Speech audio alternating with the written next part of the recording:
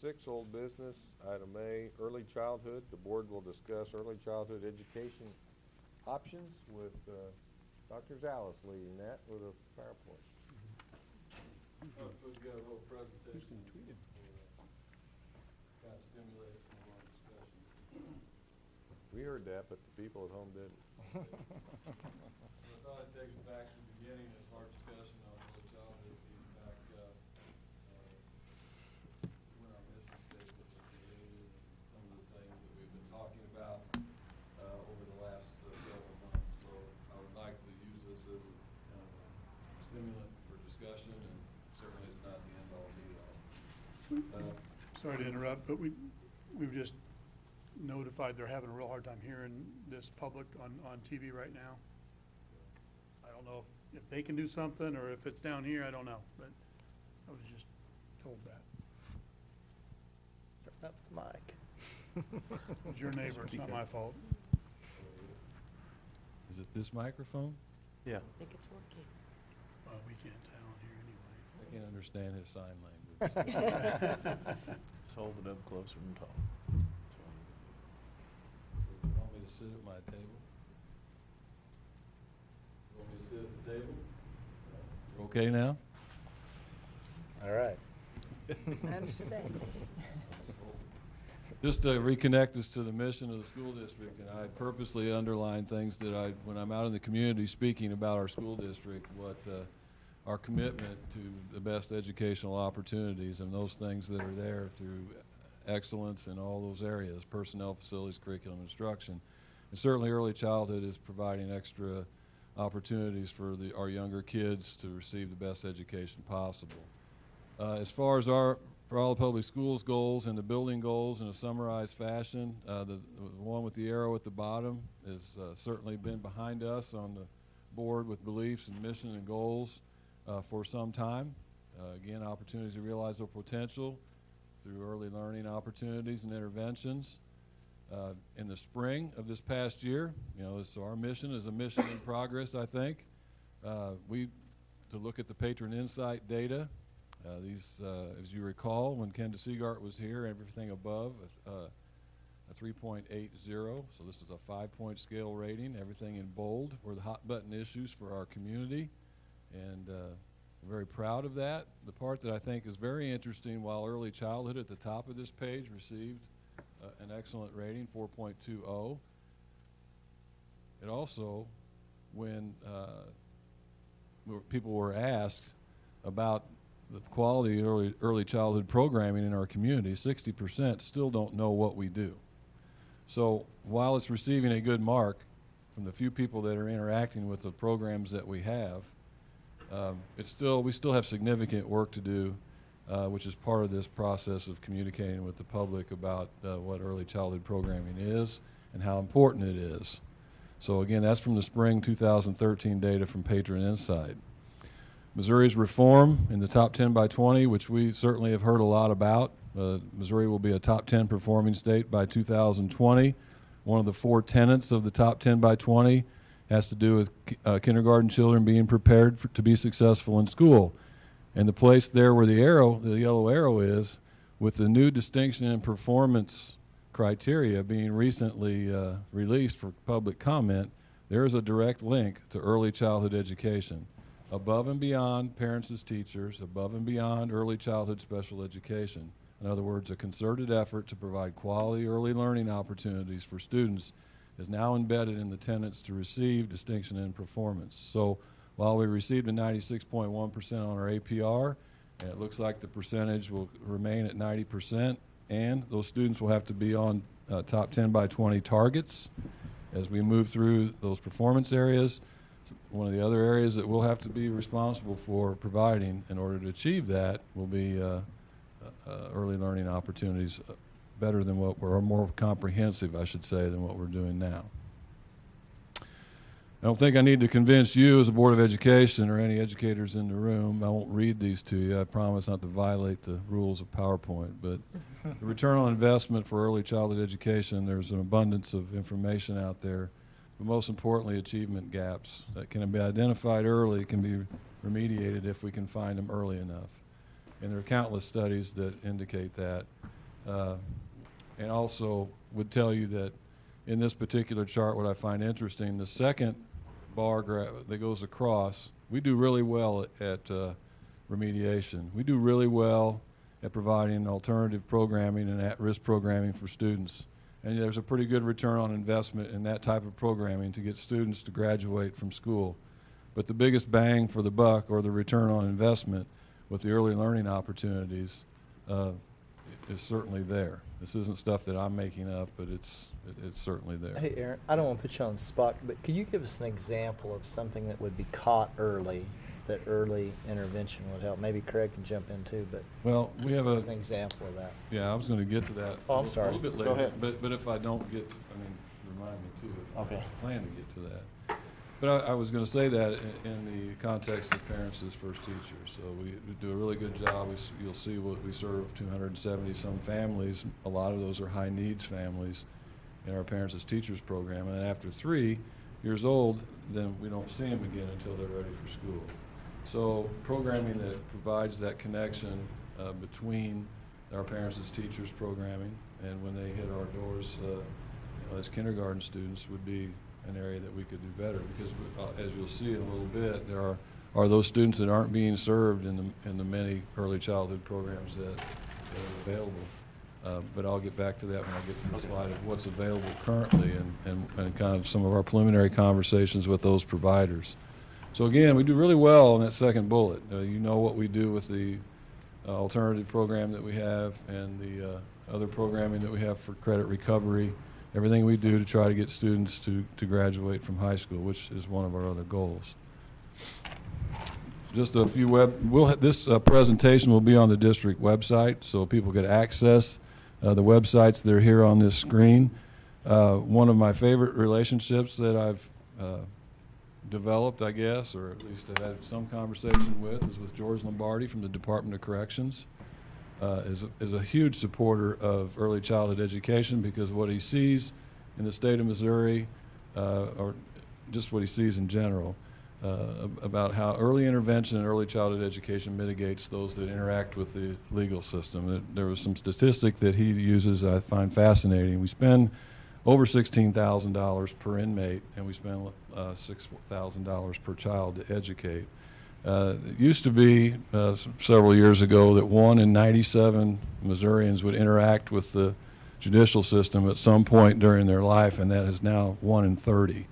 And the consistent theme that he sees through that relates to the high school preschool study, which I've put there, which is a 20-year study and beyond, a longitudinal study that talks about keeping what erases the poverty line and what gives students an opportunity, regardless of what socioeconomic status they may have, is early intervention through education. So the sooner we get them, the better it is. And in Oklahoma, they have universal state-funded early childhood education, and I think the proof is in that effort as well. So those are there for people to look at. DESE has its own section under the Early Learning tab on the DESE website that's there. I would encourage anyone that's watching or does watch this to navigate through DESE's website. There's a lot more information there than we certainly have time for tonight. And The Perry preschool study will be on our website. Yeah, both of these will be embedded in the presentation, as we'll post it on our district website. It'll be there. So what have we done for planning for early childhood? It's maybe difficult to see here, but this is one of my favorite memorandums from Dr. King back in 1996, January, to the Board of Education, as they're talking about the importance of kindergarten and the importance of moving kindergarten from a half-day environment to a full day, and what it potentially does. If you look at the area that's encircled, the last couple areas there, the benefits of kindergarten are to us then, or were to us then, what early childhood and preschool is to us now. And certainly with the state recognizing that and talking about upping the standard for our accreditation, you certainly can see history repeating itself here. So I thought that was quite fascinating. So our long-range facility plan, which has been referenced in here a lot, that we finished in 2007, everything we do has a plan. Everything we do isn't just made up. It was this plan in 2007 was put together with input from several different people in the community, representatives from the Board of Education. I think Keith and Jane served on that committee, if my memory serves. We had members from various parts of our community. We had administrators, teachers, parents, etc. And we had several other ad hoc committees too that were functioning. And from this, you can see the two areas that are highlighted in bold. The Early Childhood Committee, they recommended that we look at something to further our efforts in this area. Again, this is 2007. And then the last one there, because of what was occurring with the city of Raleigh at the time with their Comp 2020 plan, their comprehensive 2020 plan, that we should consider acquiring land for future growth. That was just one of their recommendations for us. With the programming or what to be determined from that would obviously happen after more comprehensive planning and community input. So that brings us kind of, what have we been doing since last October when we met on the 13th at a work session? What I've been talking about in the community and what we shared with the staff at our back to school speech is touching tomorrow. Progress is planned. We've made progress in significant areas as a community, school community, and the one area there that's left with the arrow, the planning for early childhood, I submit to you that we move from discussion to a little more aggressive planning and more engagement with our patrons and our parents. Our enrollment, as it sits right now, this is we're seeing a little bit of an uptick at the elementary. The schools are, you can see Mark Twain, being the largest. We'll fluctuate around this 4,100 student mark now, but what you see with our class sizes, particularly at kindergarten and first grade, with the number of sections we have, 17 in kindergarten, we're not at a spot where we can add many, we don't have space to add many more there. And I think the class sizes are about as large as we would want a kindergarten class to be. So we want big numbers. We want students. We're healthy in terms of student enrollment, but there's a point where it could potentially impact us, and I'm not one to stand before you and ask that we put modular classrooms back in at our elementary schools after we've worked diligently to eradicate the district of those. So that's an interesting enrollment data point that we keep track of. This is as of yesterday. So, early childhood education program planning, there's work to be done educating our community. As you recall, there's 60% of the people when they're asked in the patron survey that really don't know what we do. As a Board of Education and as administration, it's incumbent upon us to continue to have this dialogue, and we kind of talked about doing it periodically at our Board of Education meetings. We've talked before about exploring local partnerships, an early childhood education committee. I've made contact with the providers of some of the larger preschools, and they're all very much ready to assist us in raising the level of early childhood opportunities in our community, but we're just getting started. So what options have we discussed relative to a facilities plan? Remember back to 2007. Well, we did talk about a new facility. That memorandum from Dr. King in 1996 led to an eventual bond issue for a standalone facility that didn't pass. It failed by 13 votes. It was a Proposition C rollback. But we had talked about a pre-KK configuration at a school. A new facility does require land, construction, and operational expenses. So it's a bigger bond issue, and we'll have to operate it, which will tug at our levy.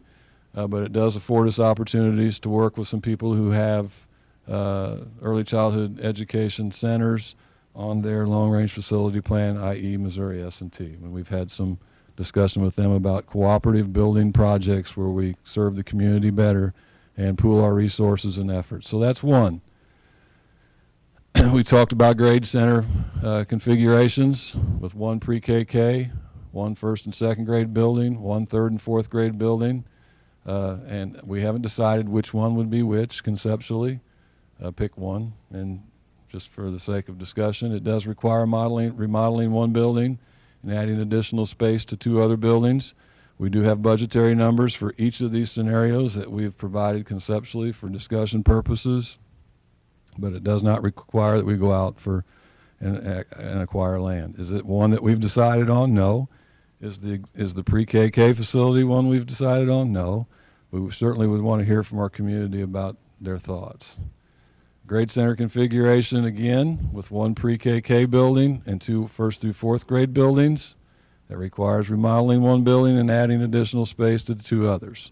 So it's again, it's another way to reconfigure our existing facilities. One more option to discuss. And again, we have budget and conceptual drawings for people to look at, but we haven't landed on anything tangible there. Grade center configuration with one pre-KK, two first through third buildings, with the 9th grade moving to the high school. So the next slide will kind of talk about what that 9th grade movement does for us. That means fourth, fifth, and 6th grade building, or an upper elementary building, is conceivably what the middle school could become, and the junior high becomes a 7th and 8th grade building. It does require remodeling one elementary school, and also additional space will need to be considered for the high school, approximately 12 classrooms. Hopefully you appreciate now the fact that with the construction and renovation of the cafeteria, it's afforded us space to be able to move the freshmen there, so we decide to do that. That's just part of our long-range planning process that kind of gives us further options. So that's that. We can come back to that. I just want to get all this kind of out here to you. And our existing early childhood programming, which wouldn't qualify us for distinction in performance if what was proposed is there relative to early childhood. As I stated, our PAT program serves 273. You can see 129 of those are high needs. Our Bulldog preschool at the high school has 24 students in it with a waiting list that Jamie Cantrell cuts off at 50. She said we don't meet very long with them, and we just stopped keeping a waiting list because I just don't want to break people's hearts. So we just tell them, I've got 24 and I can't get any more in there. Early childhood education at Wyman fluctuates. Starting, we're a little bit lower than 40 now, but at the end of last year we ended with 61. So that range, 40 to 60, has been consistent the last few years, and we've added staff and aides there to help with that program. And of course, you've heard from Mr. Hounsome as our summer school pre-K program continues to grow, and the proof is right there in front of you, going to 236 students. And it's nice to hear the existing preschool people asking or encouraging the parents of those students that are in those classes that we have to come to us, come to this preschool program as a way of get used to entering school. So that program's grown, and we're happy for that.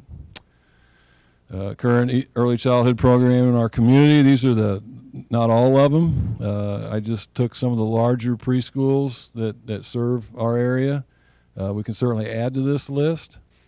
You can see the numbers as they are there. The Head Start is most compelling. I read an article that Vicki had sent to me yesterday on what's happening with budgetary cuts at Head Start, and our Head Start program has 83 students. They're down one teacher. They're looking for a teacher, and they have 40.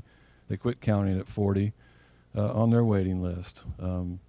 So Gene Day, who runs that program, is very happy to come sit at the table and talk with us about how we might improve our early childhood offerings.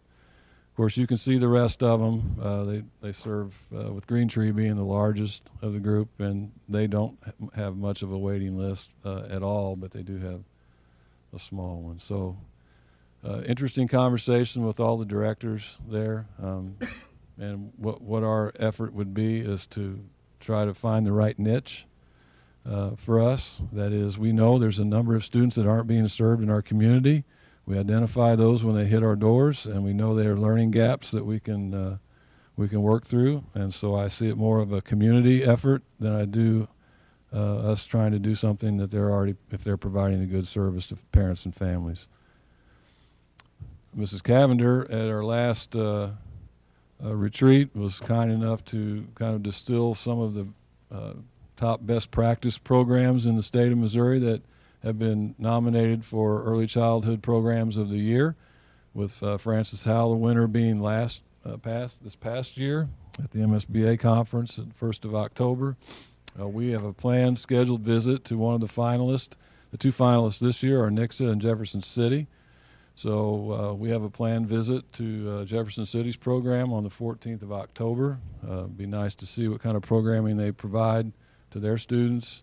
I have a friend that's there that serves on the PSRS board with me, and he says it's his favorite project that they've ever done there, because it is just really, really neat to see what's happening with the younger kids. So I'm really excited to go up there, and I think Jeannie and Keith are going, and if anyone else wanted to go on the board, we'd certainly try to accommodate that.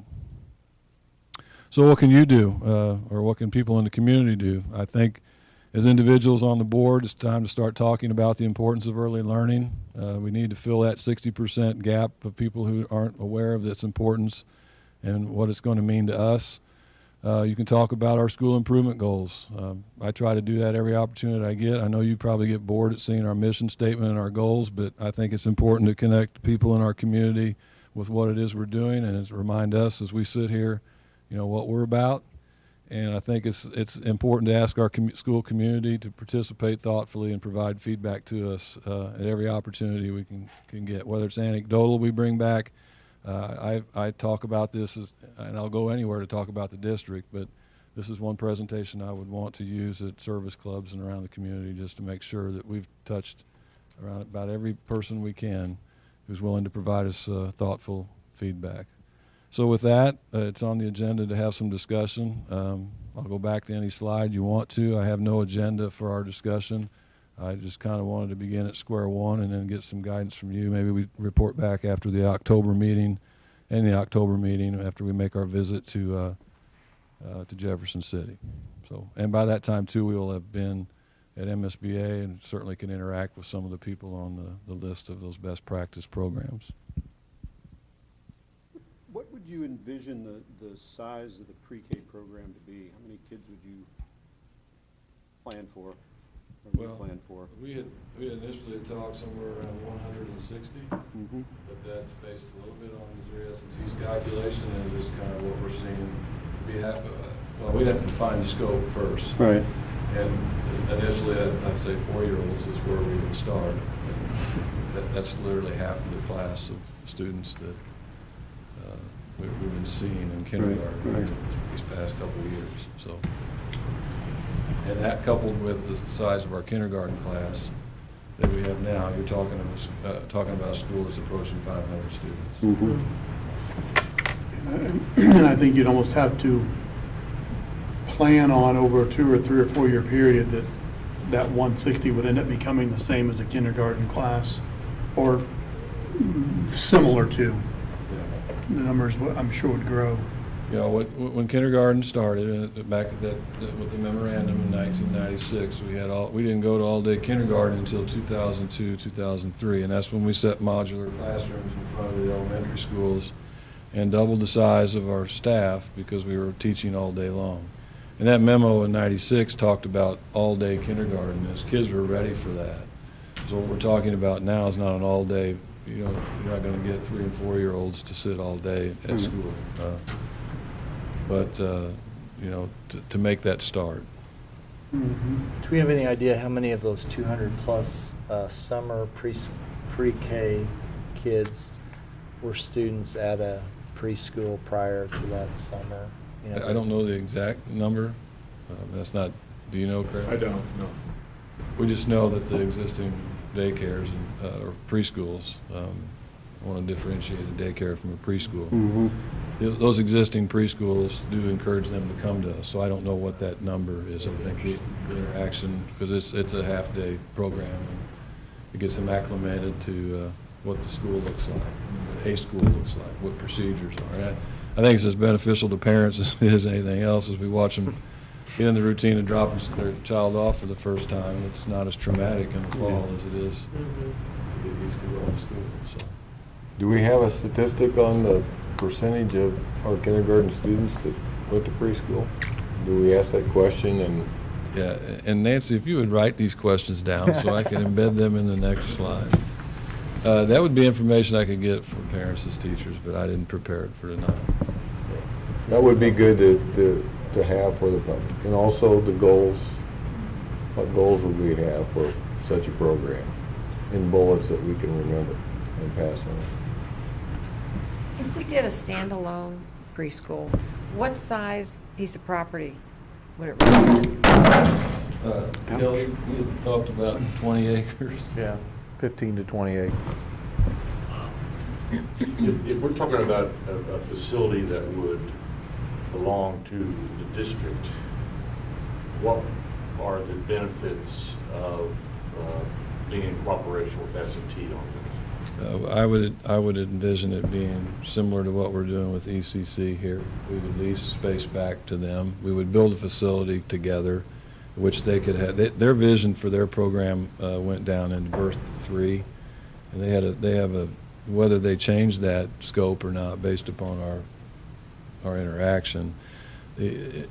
Fortunately, we have a chancellor at the university who's really looking for opportunities to collaborate with the community. So that's where this discussion began. And things like at Castleman Hall, they know that we have on our long-range plans an auditorium that we'll be able to work through with our high school. So rather than, are there ways for us to work together in that capacity? So I attended early on some of their meetings with their architect and staff about the scope of their early learning program. And they were talking about not having land. They were talking about not having transportation. They were talking just all the things that we could probably help provide if we cost shared. And so I stood up and I said, seems to me we have some mutually beneficial opportunity here because it's on our long-range plan as well. And maybe we ought to start talking. So we haven't had real robust conversations about what it could be other than we recognize that they don't have the place to do that on campus, and it might be that they rent space back from us. And if they wanted a more independent program, a facility could be designed to make that happen. As I've said in here before, we have an opportunity for a unique lab school. East Central College has that 2-year with the A+ program, articulation agreements with S&T. They're already here. It's just been pretty visionary discussion, not necessarily anything concrete. So you could get me to a spot pretty quick where I'll say I don't know, because I can't take those kinds of creative liberties with Missouri S&T strategic plan. We have attended some meetings which we hope that when they're finished with their strategic plan, they'll actually present that and show where we kind of cross paths as a. And their primary goal is to have a facility that will be for the children of their employees. That's the way it started on their plan. Yeah. So there are models like that. There was one in Crawford County where there's a commons area, kind of like what we have here, and there are wings off of the commons area. And there's even some of those spaces that are leased to private preschools.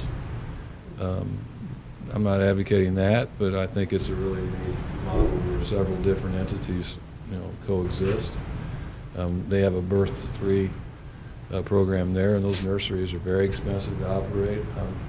That's really not in our scope. I think now we're just kind of pushing it down one grade level. The commissioner a couple of years ago, we asked, so what do you mean by this early learning goal in the top 10 by 20? She said, I think just to make it real plain and simple, what you're doing in kindergarten now, you need to be ready to do with 4-year-olds, because we're pushing the more rigor down earlier. And so now you start to see dangling the carrot, so to speak, in front of us to, if you want what you've had before, we're raising the bar on expectations. Yeah, I think that's a good thing. I don't think it's a bad thing either. And we're kind of where we've been with some of these other things. We're not right out in the lead. We certainly are just as good a school district as any of those on the list that have the preschool programs. We can learn from them and learn what not to do and learn what to do. And we've got a few years to get there, but in my own opinion, I don't have a lot of patience when we're just losing time. So we've been talking about it for a while. So the capital cost of each of the different options is going to change, but the operating cost of 160 kid pre-K center is going to be pretty constant no matter which of the configurations we go with. What is that number? What do you guys, back of the envelope number for 160 kids?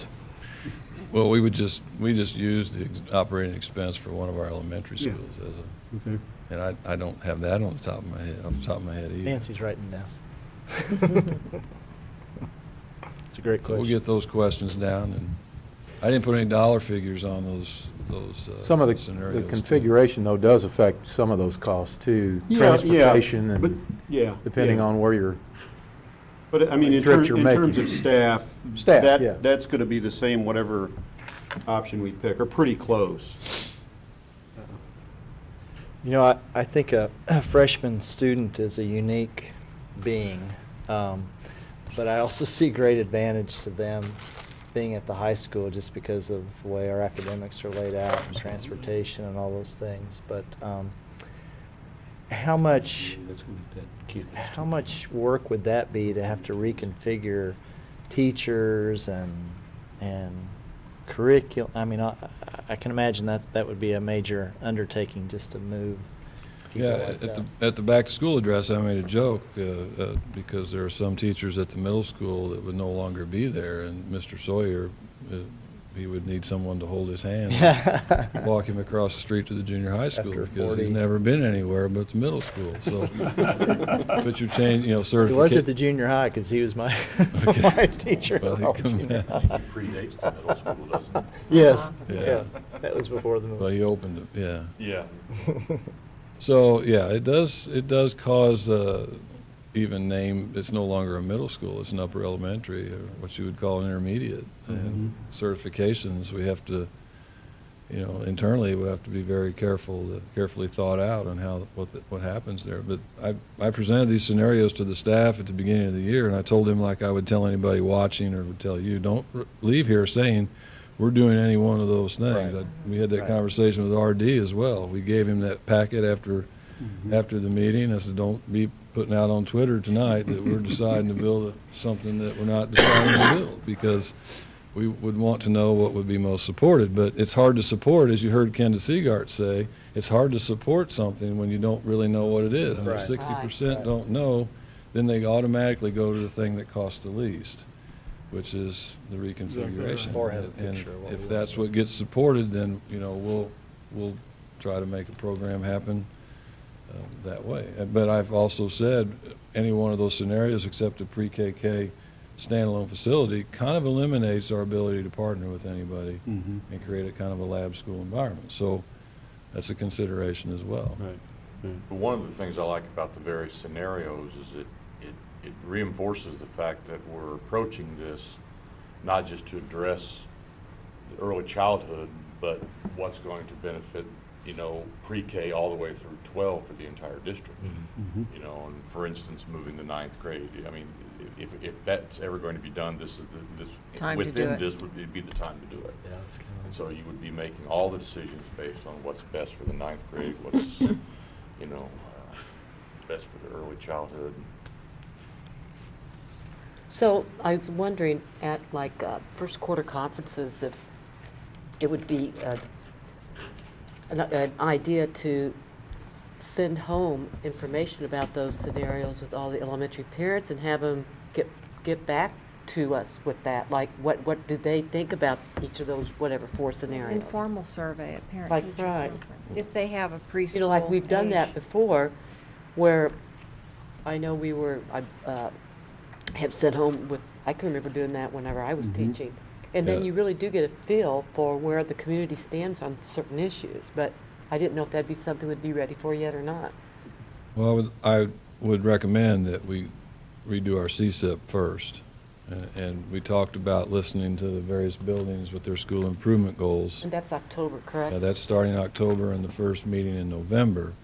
And then I would also like us to hear the results of S&T's strategic plan. We finish I would just like to talk from this presentation with those new questions answered, and just continue to get the word out and reduce that 60%. And then we finish our school improvement plan and we listen to what, is going on Right. at S&T and wherever, and then we kind of.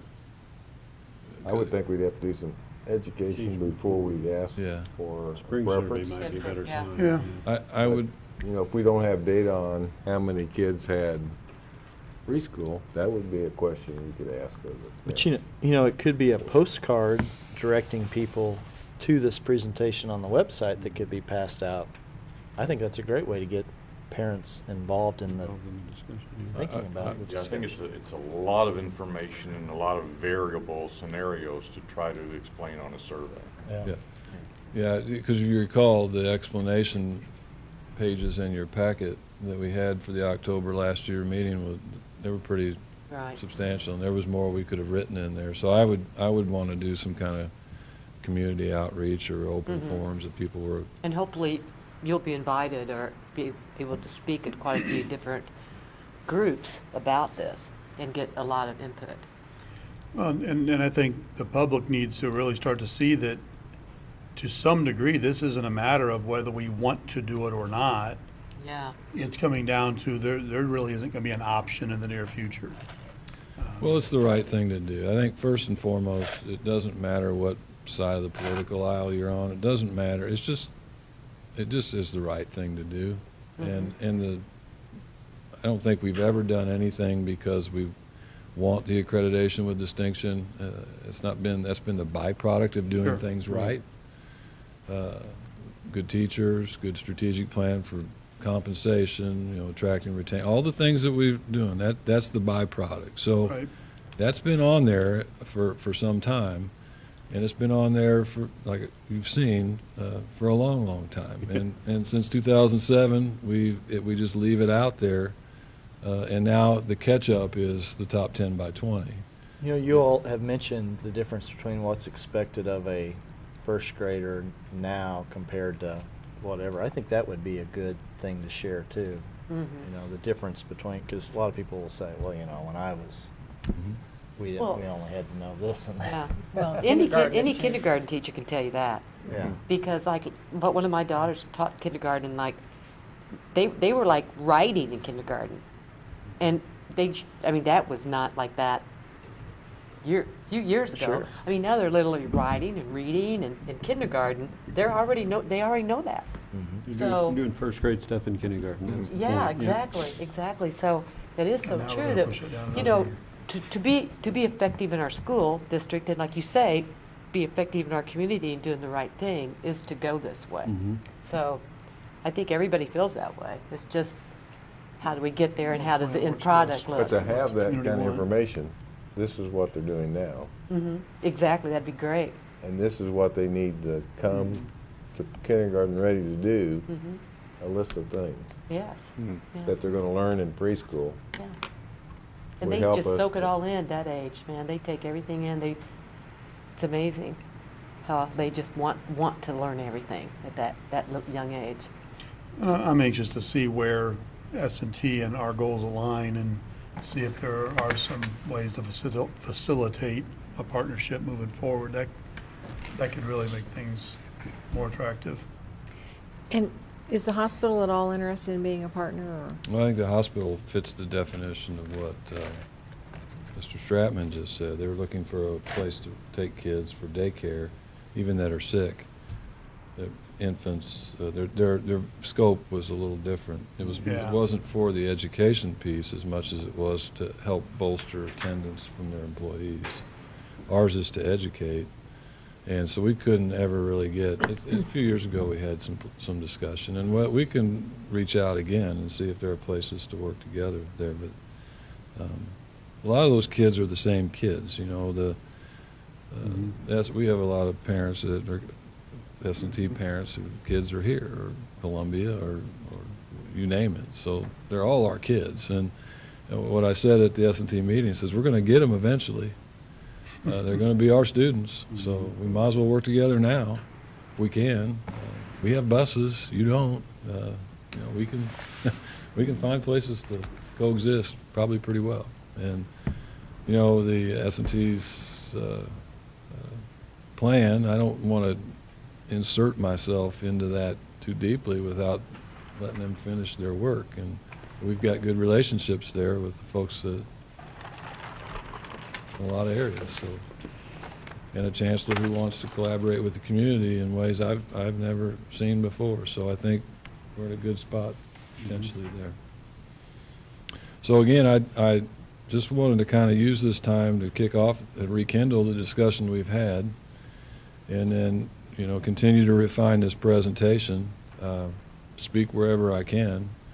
I don't think we're looking at April of 14, so we're not in a hurry. I did have a conversation with Ken DeSeagart about a second follow-up survey that's more focused on the scenarios. He wondered where we were, and I said, we're not going to do anything April of 14, so we're looking maybe a year from April. So it gives us time to finish CSIP, it gives us time to communicate more, it gives us time to, you know, refine, have some community forums, for lack of a better term. People want to come and interact with the scenarios we have. We can do it any number of ways. We can do it probably, I don't want to put myself on video, but I would be willing. You know, I think we've all been to a number of programs where we've had speakers talk about the value of early childhood education. I think it'd be nice to get those sort of into some talking points that we can use, because I think that maybe is a part of the misunderstanding or the lack of understanding is, so what's the value of having a 4-year-old go through a early childhood program? How does that impact the 4-year-old going forward? I mean, I think we've all seen that, but it'd be nice to sort of boil that down to a page of talking points that you could use, we all could use in raising this discussion in the community. Well, like you mentioned, some of the most interesting ones were that Lombardi, that Oh, meeting yeah. we were at. And Well, the longitudinal study is, I mean, you look at that, it's fascinating Yeah. stuff.